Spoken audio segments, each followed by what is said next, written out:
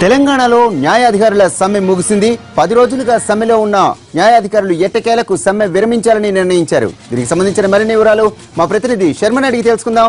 శర్మ, చెప్పండి, న్యాయవాదుల సమ్మె విరమణ అప్డేట్స్ ఏంటి? న్యాయాధికారుల ఆప్షన్ల రద్దులో ఒక కీలక మలుపు.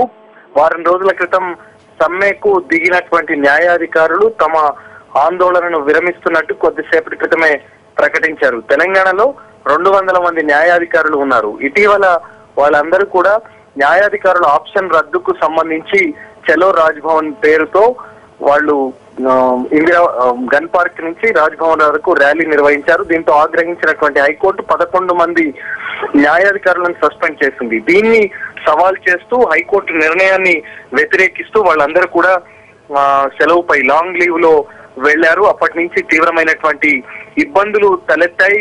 200 మంది కోర్టుకు హాజరు కాకపోవడం, అలాగే న్యాయవాదులు కూడా ఆందోళనకు దిగిన నేపథ్యంలో కోర్టులు హైకోర్టు నుంచి కింది కోర్టుల వరకు కూడా తీవ్రమైనటువంటి ఇబ్బందులు తలెత్తాయి. దీన్ని నేపథ్యంలో హైకోర్టు చీఫ్ జస్టిస్ నిన్న ఇవాళ కూడా న్యాయాధికారులతో ప్రత్యేకంగా సమావేశమయ్యారు. వాళ్లతో చర్చించారు.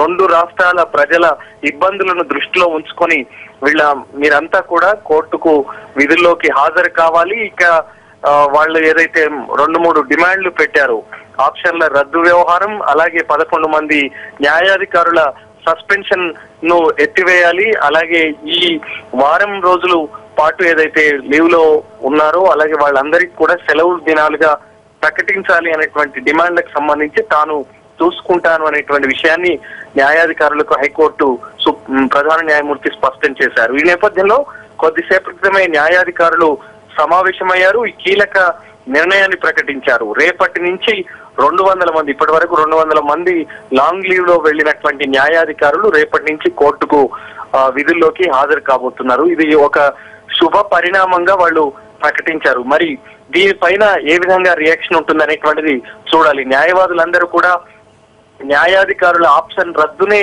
ప్రధానంగా ప్రస్తావిస్తూ ఈ 15 రోజులుగా ఆందోళన బాట పట్టారు. మరి వాళ్ల కోసం చేస్తున్నటువంటి ఆందోళన విషయంలో వీళ్లే వెనక్కి తగ్గడం, రేపటి నుంచి విధుల్లోకి హాజరవుతామని ప్రకటించిన నేపథ్యంలో న్యాయవాదుల రియాక్షన్ ఏ విధంగా ఉంటుందనేటువంటిది మనం చూడాల్సి ఉంది. Right, thank you Sharma.